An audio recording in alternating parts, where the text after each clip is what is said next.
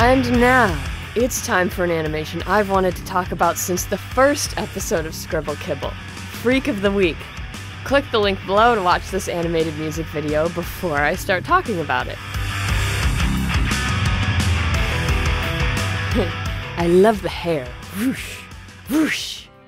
This animation has one heck of a backstory. Spanish artist Juanjo Guarnido, whose work you may recognize from Black Sad and Disney, wanted to animate his own smaller project.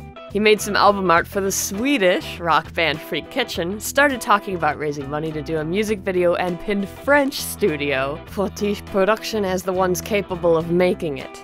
They raised $142,000 on Kickstarter, enough money plus extra to pay a team of about 35 artists. That may seem like a lot of money to you, but it's cheap for this quality 2D animation.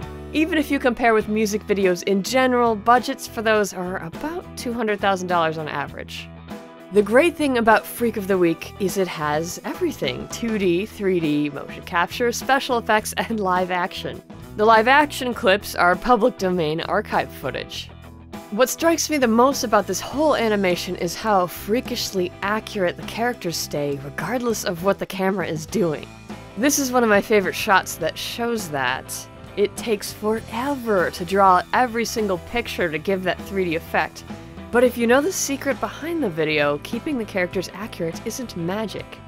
They're drawn on top of 3D models. The animators reference rough 3D animation to create what most of the time, if an animator is rotoscoping, they draw on top of real people. The problem with this is that it makes characters not animated enough.